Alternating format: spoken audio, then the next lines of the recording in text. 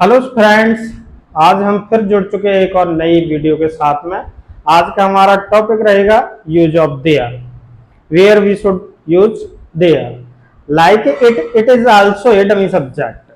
जैसा कि मैंने पिछली वीडियो में आपको इट का यूज कराया था, किन कंडीशंस में इट का प्रयोग करते हैं, इसी तरीके से देयर का प्रयोग कहाँ होता है। I want to tell you that there should be use in mostly stories.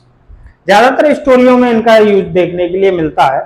जैसे कुछ सेंटेंस इसमें डिफरेंट जाते हैं। एक राजा था, तो जिन वाक्यों का कर्ता लगभग क्रिया के पहले आता है उन वाक्यों को देयर से प्रारंभ करते हैं। शॉर्ट सा हमारा डेफिनेशन है, इसका पहचानने का तरीका है। और रूल तो क्या कहते हैं कि पीछे था तीते आ रहे हैं तो अकॉर्डिंग टू सब्जेक्ट हम वॉज और वर लगा देते हैं। अगर है हूं है आ रहे हैं तो अकॉर्डिंग टू सब्जेक्ट हम इज आ रहे हैं हम लगा देते हैं। सिंगुलर है तो इज लगा दो, प्लूरल है तो आर लगा दो, फ्यूचर में जा रहा है तो विल बी, शैल बी वगैरह लगा देते हैं। तो एक राजा था इज वर्ब है यहाँ पर, उससे पहले राजा का वर्णन है, तो ऐसी कंडीशन में हम वाक्य की शुरुआत देयर से करते हैं। तो देयर वाज ए किंग। लेकिन किस तरीके से पहचाने, देखिए एक सेंटेंस में आपको कराता हूं, इसे थोड़ा सा घुमा देने से ही मात्र क्या क्या चेंजिंग आ जाती है। जैसे शेर जंगल में था, इस सेंटेंस को जब हम बनाएंगे तो ये यूज ऑफ वाज वर्ब में जाएगा। तो the lion was in the forest, right साथियों। लेकिन इसी सेंटेंस को मैं अगर ऐसे लिख देता हूं कि जंगल में शेर था, तो फिर कैसे बनेगा, तो फिर इसमें देयर का यूज होगा साथी। ये डिफरेंसेस आ जाता है, बस कई सारे स्टूडेंट्स कंफ्यूज हो जाते हैं कि हमें किस तरीके से उसे बनाना चाहिए। तो नो कंफ्यूजन मैटर। तो there was a lion in the forest. समझ में आया साथियों?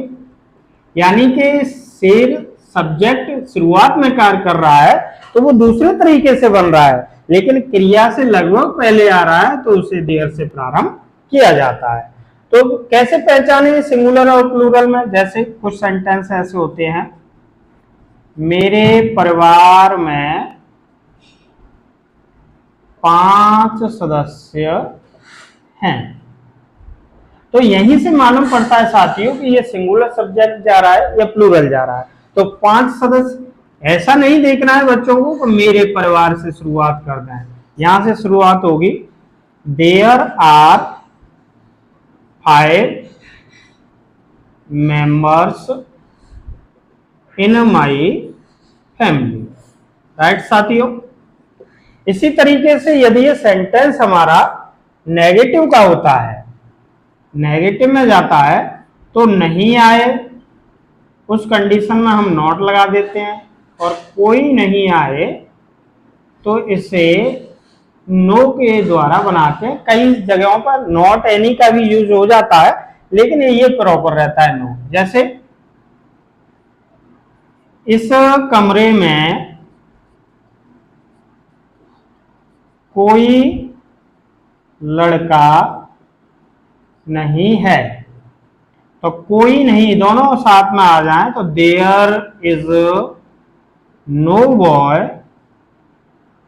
इन दिस रूम, राइट साथियों। अगर नहीं आ जाए, जैसे छत पर बंदर नहीं था, छत पर बंदर नहीं था, तो there was not monkey on the roof. बड़ी ही आसानी से समझ सकते। देखिए हर सेंटेंस में नहीं है इसलिए उसमें नहीं, तो जस्ट ठीक है, पहले आ रहा है वर्ब से पहले, लड़का पहले यहाँ पर, 5 सदस्य पहले यहाँ पर, राजा यहाँ पर। देखिए हर सेंटेंस में, इसलिए ऐसे सेंटेंस को हम कहाँ से शुरुआत करते हैं, देयर से शुरुआत करते हैं। मोस्टली इन स्टोरीज यूज होते हैं। अगर ये सेंटेंस हमारे इंटरोगेटिव हो, जैसे इंटरोगेटिव का होगा, जैसे क्या मेरे विद्यालय में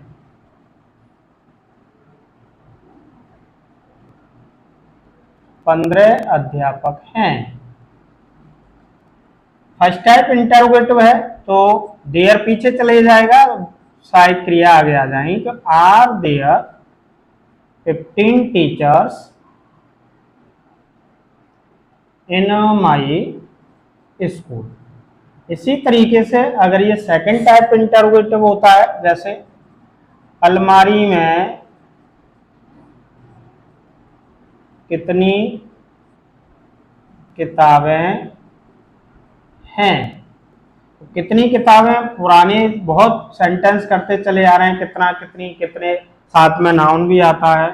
तो how many books are there in the cupboard.